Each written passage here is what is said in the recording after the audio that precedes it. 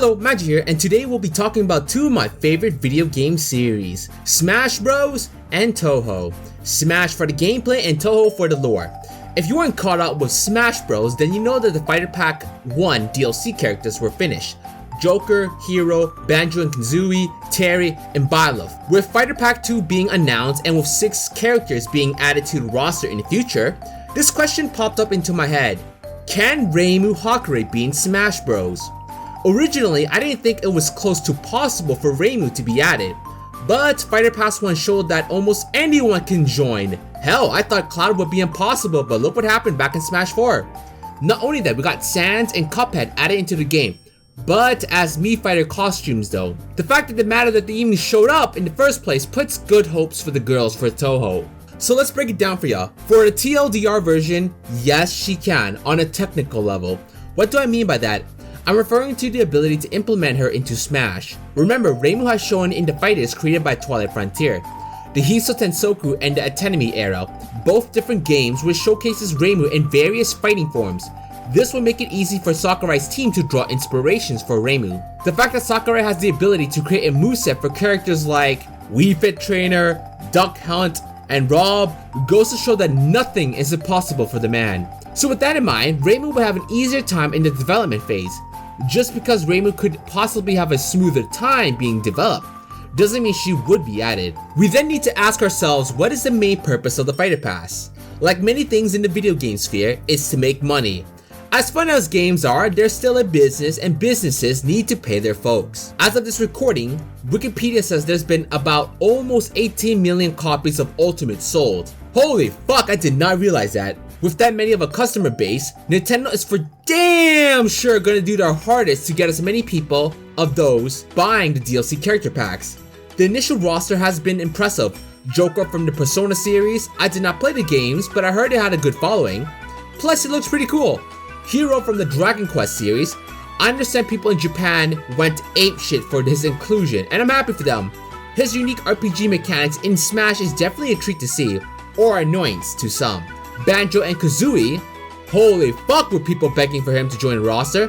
This was like Japan but reversed, as it was the Western folks who were losing their minds over the duo. We then had Terry from the Fatal Fury series. Another series I have not played, but the idea of more traditional fighters in Smash is always a cool sight to see. We then have Byleth. We don't speak at that for obvious reasons. I enjoy the Fire Emblem series for what it is, but even I was disappointed by it. And it's coming from a guy who uses 3 of them in Smash. If you're not familiar with these characters, 4 out of the 5 are third-party characters which brought super hype to Smash. The companies in orders of the characters joining is Atlas, Square Enix, Microsoft, and SNK. With characters like these joining, it truly showed that anyone could possibly join. But just because anyone can join doesn't mean they will. Nintendo, while they may have their blunders here and there, are pretty good when it comes to making money. And they fully understand the profits and even future sales of more Ultimate that can line their pockets will be based on who joins Smash. We need to honestly ask ourselves, does Touhou have the same popularity as some of the characters we just mentioned? It's hard for me to say. I'm not super familiar with the series, all those lists of characters, minus Fire Emblem, as I tend to poke my head into the series a bit more. That doesn't mean I have the same amount of knowledge as I do for Touhou. In my personal opinion, I feel like Touhou could bring the hype like many of these characters did. I mean, if Touhou can have its own bloody convention like Ray say, I feel like the series can't be that bad, wouldn't you say? If the crazy chance that Reimu would get announced, I feel the reaction will be in the same vein as Hero was. The Western audience will be cool to a completely new character joining the roster, one that's not a sword character, mind you. The hype would easily come from the Japanese crowd, as that's where Touhou is mostly popular. In the event that Reimu was to be announced, I would be confident that she would not be in the last character slot. I feel that should be reserved for a tier 1 character in terms of popularity. I'm talking like Master Chief or Steve from Minecraft kind of deal. No matter how much we speculate on this, and even if Nintendo wanted the series, the question would be if Zune wanted the girls to be added. Now in the past, I was told that Zune wasn't a big fan of having his works in the consoles. I don't know if that translated to the fan games, but I don't recall much until Urban came out in the PS4. So perhaps that was also a thing for fan games. But nowadays, Urban's in the PS4 store, which means an official Touhou game was released onto the consoles. which immediately gave the fandom the chance to release their Touhou games onto the 3 consoles. Something you may have noticed. I've seen a few Touhou games on the Switch's library, which is really cool. That means Zun's thoughts towards the consoles has changed over the years, which makes the idea more viable if Nintendo had approached Zun to include Reimu. With that out of the way, I wanted to show you guys a cool chart of Reimu's possible moves if she was added to Smash. I have to give a shout out to the person who created this chart, Da Ren. Let's take a look at this together. Hello, Magi here, and we're going to be looking at the chart I was talking about. So this is going to be more on the technical side of if Reimu was included in Smash. Now I'm going to leave a timestamp up above in case you guys are not that interested in the technical aspect, which I completely understand. So just go to the timeline above and you'll get to the next part, which is I think the end, honestly. But yeah, so let's look at Reimu. Let's read this. True to the bullet hell genre of games, Reimu brings grazing, focus movement, and bomb management into the Smash battlefield. While Reimu lacks in speed and weight, she makes up for stage control, aerial maneuverability, and several defensive tools that allows her to make risky plays and slip away from danger. Risk-taking is rewarded through Reimu's power gauge, which can grant her options to bolster her firepower. With good positional usage of her Yin-Yang Orb, Yokai Buster, and Duplex Barrier, Reimu can easily transform the fighting terrain in her favor. That's awesome to hear. Now, I think this is a freaking... It almost looks like one of my models of Reimu, almost. Probably from different companies, but it really looks similar. Yeah. I do like the logo if she was included. I like that. So the properties, yeah, I can see that. Reimu was never a speed character, obviously, and this I feel like this perfectly works well. So this is the mechanic right here. Reimu's power gauge increases whenever she gets close to a hitbox that doesn't connect. Graze sparks will appear to indicate a successfully graze attack. That makes sense because we have the graze mechanic of Touhou, and then right here. I think this is the graze meter. So a lot of characters in Smash, depending on the characters, they have special mechanics. Little Mac has his KO punch, Joker his Persona Arsene, Terry with his gauge. Who else was there? Banjo-Kazooie with the feathers, and Hero with everything. But yeah, so a lot of characters have unique mechanics. Obviously Cloud Wolf limit, and then this is another cool idea. So right here, in the game, it does go to 1 to 4. It starts at 1 and go to 4. And the thing I like about the options are a passive upgrade that add additional properties to Reimu's repertoire. They are satellites that follow and orbit around Reimu. Or options are obtained from reaching increments of 1 in her power gauge. That means she has one option at 1, 2, and then so on. Options fire, Hakurei amulets when Reimu uses certain special attacks. Reimu has, have 1 by default, and then when spawning. The power gauge maxes at 4, so she's going to have 4 options, which makes sense because that's how it works in the main games. Now, this is a unique mechanic right here. So, when you're in the air, when you're pressing the L or R button, you'll do an air dodge. But for her, Reimu will be focusing instead, which makes sense given the games. While in the air, the shield button is held after air dodging, which happens. So you can air dodge and then you hold it. So, multiple options. Reimu will float around for a short time. You can fully maneuver in this layout using the control stick. Although her movements are sluggish, her hitbox will shrink and become visible. Focusing allows Reimu to graze more easily thanks to her smaller hitbox. She can cancel focus at any time by releasing shield. Okay. So I'm assuming if the way this would work is if you focus, you air dodge, you'll hold it again, you start grazing, then you activate again, you'll go into a tumble, you go into a free state of falling down. Okay. And the Hakureis are launched automatically from Reimu's option when using special attacks, which will be the B buttons. Okay. And precision needles, pressing A while focusing. Yeah, so like in her, this is like fighting game. So when you're in the float state, you press A and you can shoot stuff. That's pretty cool. Pressing Z in the air too. Okay, Zers. Okay, so these are how Reimu's attack could look like. See, like I said, it incorporates both. What I like about this person, they incorporated both the Hiso Tensoku and the Tenemi era to showcase the full usage of Reimu. So jabs, 1, 2 hit, 3 hits. Dash attack, reasonable. Tilts, using urban, and then which makes sense because since the Tenemi that era does not go on the ground, it makes sense they would use the Hiso Tensoku era for the ground attacks, for down smashes and all that. So these are the tilts. Well, tilts are usually the faster abilities. Smash attacks hit harder, but they have longer delay frames. So, you know, you gotta make sure you use the right abilities. I see everything is reasonable here. Aerial attacks, I could certainly see that. It'll obviously, it would depend on how good the frames are, so we'll have to see. All of them make sense for attacks, the left aerials and all that. And it is her neutral. So this is right here is the neutral. So, you know, 5 aerials right there. And her grabs, yeah, it makes sense because Tenemy did introduce grabs.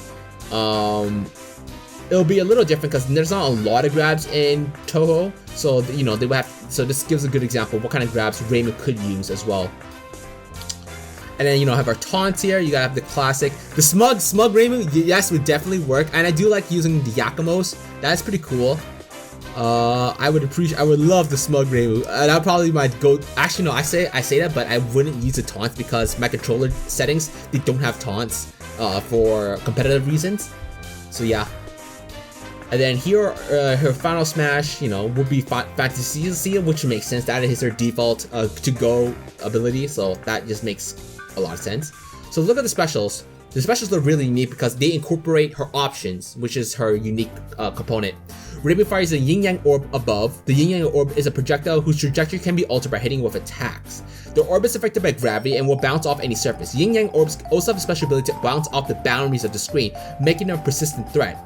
Now, Smash, they have a blast zone, so if you go beyond any of the 4 zones, like left, right, up, or down, you die. But with the way it's working, the boundary doesn't apply to there, so it'll just keep bouncing back and forth, so it'll always stay, which is pretty cool. Yin Yang Orbs deal heavy damage and knockback upon contact. They are also capable of harming Reimu, so caution must be used when handling them. So that's a pretty fair balance because obviously the Yin Yang Orb by default will not hurt Reimu, but because of the way Smash is, they have to balance it in some way, so the player using Reimu will have to be considerate of using it and understanding the spacing and the way it moves to utilize it completely. If neutral B is pressed when a Yin Yang Orb is right on the field, Reimu throws an Afuda card upwards. These projectiles are used for manipulating the movement of the Yin Yang Orb. The card itself has minor knockback and damage. Reimu will also fire Hakurei amulets upwards in accordance to the number of options in possession. Hakurei amulets do not alter the Yin Yang Orb's trajectory. That makes sense because the options, because these things would, if you have 4 of them, that could really make it weird. And obviously just having the Fuda makes sense. That's the main aiming. So from the looks of it, if you were to do this, this will only hit up the way it's being described, obviously. Now her side specials, you know, you need to have your side Bs, and this is how it'll work. Yokai Buster. If side B is tapped, Reimu throws a single Afuda card. Horizontal. Side B can be held down to charge, like a Samus charge, but instead of just a B, it's a side B. Depending on the situation of duration of charge, Reimu can throw 1, 2, or 3 Afuda. Reimu will also fire homing needles in accordance to the number of options she possesses. Again, going back to the options here, this will be shooting. When Yokai Buster is fully charged, Reimu fires 3 Afuda that fans outward as they travel. A fully charged Yokai Buster will also fire a stronger variant of our Hakurei amulet. While normal amulets have no knockback, charged amulets are granted minor knockback and a slight damage increase, which makes sense because if you're charging up to 3, and obviously it would depend on duration, you are trading up the charging for risk of getting hit. So that makes sense. You actually do get damage now from the options, because all the other times you can just do it with no risk. This you do have to risk with the Yokai Buster, so that's reasonable. And there's 2 options, one on the ground and one in the air, because that's how Reimu operates. Now this is where the Mako really comes into play, I would say. Down special, Duplex Barrier. Reimu deploys a large square barrier that deflects any projectile contact it connects or contacts. Yeah, using Duplex Barrier will lower Reimu's power gauge by 1. Therefore, by expanding an option, Reimu is unable to use it if her power gauge is less than 1, which is reasonable because in the old games, if your power gauge is less than 1, back in the Mountain of Faith or Subterranean, you could not bomb. The barrier remains on the field for 10 seconds. Opponents who touch it are pulled inside and trapped until it wears off. Now, it would obviously have to depend on how big this is, because this does seem really busted. I'm not gonna lie. Trapping them in an area, in the way it sounds like you can get out, and obviously this would be Reimu's main gimmick, and it would have to depend on the size as well, because this could be, like, for an example, let's say for those who play Smash, let's just imagine FD as the most horizontal. Imagine if Duplex Barrier was half of that. Would you say that's broken? That would really mess up a player, because if they can't get out of the thing, that could really be irritating but we'll have to, obviously that it would depend if this was a thing. I could see this being really busted though. This is just something I thought of. It makes sense in the Touhou aspect because this is an important spell card and it does work well with Damaku. Okay, but it does sound busted if depending on how the size it is. I love how I'm theory crafting this from a competitive standpoint. I'm like, yeah, this could be really busted. Anyway, let's look at Death Bomb. If Reimu activates Duplex Barrier within 8 frames of receiving a fatal blow, the knockback is negated while Reimu deploys the barrier. Alright, so it makes sense because in Touhou, if you, like I said, you Death Bomb, like if you hit in a certain amount of frames, when you get hit, you can pop a bomb, you don't lose your health, and the bomb just gets used as normal. That's like the skilled way. It makes sense. In 8 frames, I feel like that's pretty reasonable. It's a really skillful option because there are some characters, like Yoshi, I know he has a super armor, where if you, I think you press shield, you can negate some of the attacks. So it would be like kind of similar to Yoshi's super armor from the way it's being described. Okay. Stockpile bullets inside the bullets. Stockpile bullets inside the barrier to unleash a bullet hell once the barrier runs out. Okay. Since in 10 seconds, the way you would play it is you would pop shit in here, and then once the duplex barrier is out, it would just go around doing damage. So yeah, that could be really infuriating. Yeah, like the way it's way it was explained, it's like a zoner type character, so it could be like a snake, an Olimar type of character, which I'm not normally that kind of player, but for Reimu, obviously I would try it out. Now up special, flight, which makes sense, because all she does is fucking fly.